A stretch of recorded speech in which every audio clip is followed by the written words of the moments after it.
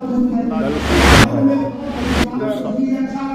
मुस्लिम समाज के भीतर भी जो पिछड़ापन है, उस पिछड़ापन को दूर करने के लिए, उसको मुख्य धारा में शामिल करने के लिए, उसको शिक्षित करने के लिए बात हो रही थी।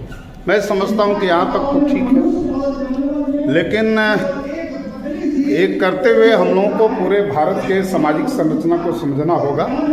और मैं समझता हूँ कि भारत में जब दलितों और पिछड़ों की बात आती है तो बाबा साहब से बड़ा चेहरा कोई नहीं है। उन्होंने इसका प्रतिनिधित्व किया था और भारत में जो जातीय व्यवस्था है, उसी जाति व्यवस्था का असर मुस्लिम समाज पर भी है और उसका भी एक बड़ा हिस्सा बहुत पिछड़ा हुआ है। उसमें भी अगड़े पिछड़े का भेदभाव है। और जो पसमानदा समाज है, आज भी मुख्य धारा में वो शामिल नहीं हो पाया है। उसको मुख्य धारा में शामिल करना चाहिए।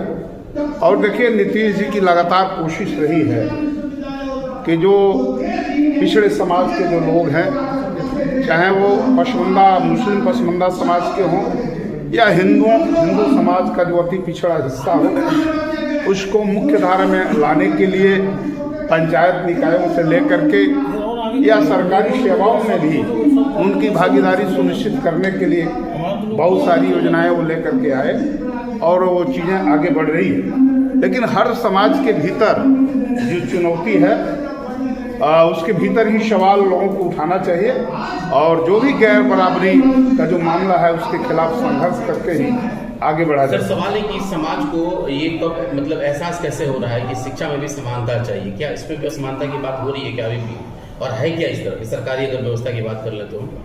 देखिए, ऐसा है, ये तो बहुत बड़ा सवाल है आपका। इस पर बहुत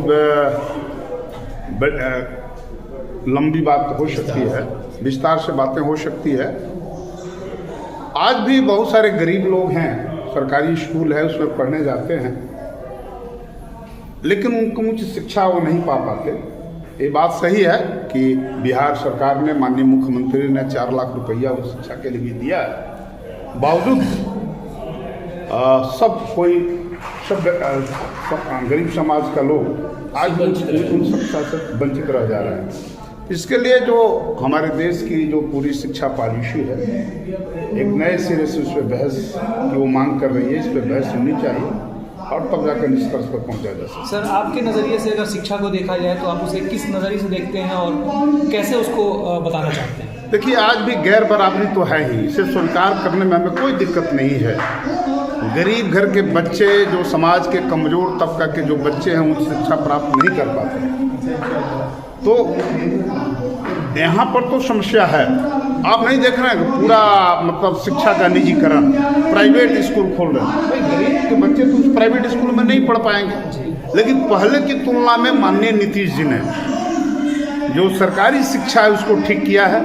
योग्य टीचरों की बहाली हुई है, भवन बना हुआ है, इसमें जोर है। लेकिन इसके बावजूद भी अभी बहुत कुछ करना बाकी है। ठीक है।